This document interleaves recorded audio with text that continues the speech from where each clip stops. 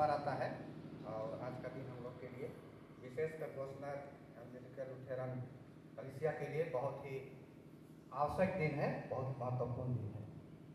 तो सवाल उठता है कि मत संशोधन की आवश्यकता क्यों पड़ी। तो उस समय तात्कालिक हमारे रोमन कैथोलिक चर्च में विशेषकर 12वीं शताब्दी, 13वीं शताब्दी, 14वीं शताब्दी में ही चर्च में बहुत सारी बुराइयां घुस गई थी और इन बुराइयों के कारण चर्च अपने मूल सिद्धांत से भटकते जा रहा था।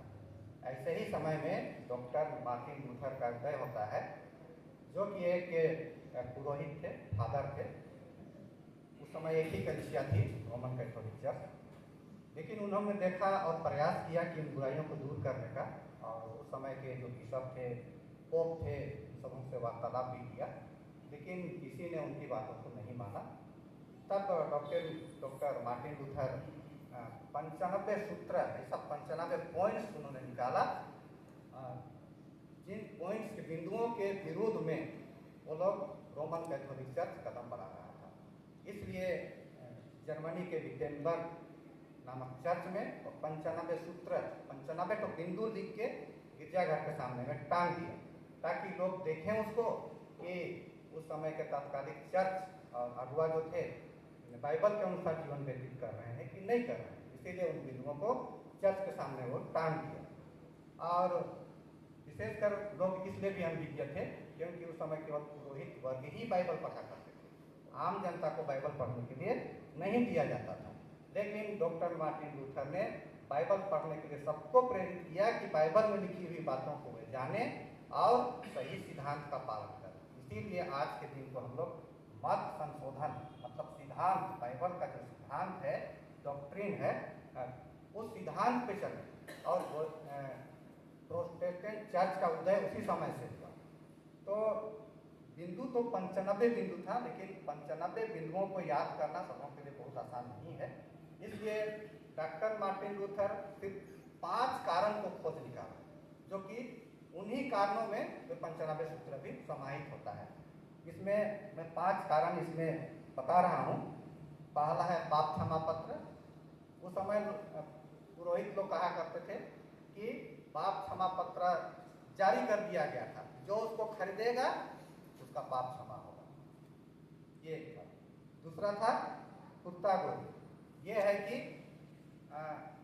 अपने जो भूखे लोग मर गए हैं, यदि उनको उद्धार प्राप्त करना है तो उनके लिए दान दिया जाए, अधिक से अधिक दान दिया जाए। जैसे ही वे लोग अधिक दान देंगे, वो जो नरक में उनका आत्मा है तो ज़्यादा दान उनके बेटे बेटी देंगे, तो उनका जो आत्मा है उस वर्ग में चल जाएगा उसी समय। ऐसा उनका कहना था। तीसरी बात है भले कार्य। कोई भले कार्य करता है, अच्छा कार्य करता है, तो उसके द्वारा वो लोग उद्धार प्राप्त करते हैं। तीसरा कारण हुआ। चौथा है पवित्र वस्तुएं। जैसा कि पादी साहब बता रहे थे, बहुत सारी पवित्र वस्तुएं हैं। यीशु मसीह का कपड़ा है और पवित्र यरूशलेम की मिट्टी है और अन्य प्रकार के मूसा की लाठी है। उसको लोग पकड़ लेंगे या खरीद लेंगे या उसके अंश को छू लेंगे तो उद्धार प्राप्त करेंगे। ऐसा उनका कहना था उस समय के पुरोहितों का। और पांचवा है कि मीडिएटर, स्वर्ग जाने का माध्यम क्या है। कुछ लोग संतों को मानते हैं, संतों से विनती करने से हम लोग स्वर्ग मिल जाएगा। आरसी चर्च में अभी भी होता है, लेकिन इनका मार्टिन लूथर ने विरोध किया। ये 5 बिंदु हैं। अब इनका उत्तर वे कैसे देते हैं? इनका उत्तर है, डॉक्टर मार्टिन लूथर का कहना है केवल अनुग्रह, ओनली ग्रेस। और ये लिखा हुआ है इफिसी उसका 2:8 और 9 पर, मतलब पढ़ लीजिएगा। इसमें लिखा हुआ है कि केवल यीशु मसीह ही है जिसके द्वारा से हम लोग उद्धार पा सकते हैं, है ना। यीशु मसीह के अनुग्रह के द्वारा से, अगर वो अनुग्रह नहीं करेगा तो हम लोग कितनों कोशिश करेंगे, हम लोग उद्धार प्राप्त नहीं कर सकते हैं। क्या कि जानते हैं हम लोग मनुष्य जाति पापी है और पाप उनका कभी खत्म नहीं होता है। लेकिन यीशु मसीह अगर अनुग्रह करेंगे तो हम उद्धार मिलेगा। दूसरी बात है ओनली फेथ, मतलब केवल विश्वास। हम विश्वास के द्वारा से ही उद्धार प्राप्त कर सकते हैं। अगर हम विश्वास नहीं करेंगे तो हम नहीं कर सकते। ये लिखा हुआ है रोमी 1:17। ये उदाहरण दिया हुआ है और भी पद हैं। लेकिन डॉक्टर मार्टिन लूथर इनको उद्धृत किया है। केवल विश्वास के द्वारा ही मसीही जन का व्यक्ति उद्धार प्राप्त कर सकता है। यदि विश्वास नहीं है तो वह उद्धार प्राप्त नहीं कर सकता है। स्वयं में कॉन्फिडेंस नहीं है तो नहीं कर सकता है। तीसरा है ओनली क्राइस्ट, ये कि प्रेरित क्रिया 4 उसके 12 में लिखा हुआ है। उसमें कहा गया है कि यीशु मसीह ही है जिसके द्वारा से हम उद्धार प्राप्त कर सकते हैं, और उन्हीं को अधिकार दिया गया है, स्वर्ग और पृथ्वी का अधिकार यीशु मसीह को ही दिया गया है। चौथी बात है ओनली स्क्रिप्चर, मतलब बाइबल में लिखी हुई बातें उनसे अलग नहीं, लेकिन जो बाइबल में लिखी हुई बातें हैं उनका अनुसरण करके या उनके आधार पर चल के ही हम उद्धार प्राप्त कर सकते हैं। और दूसरी बात नहीं जो कि बनावटी बातें हैं, है ना, उससे हम लोग को उद्धार नहीं मिल सकता है।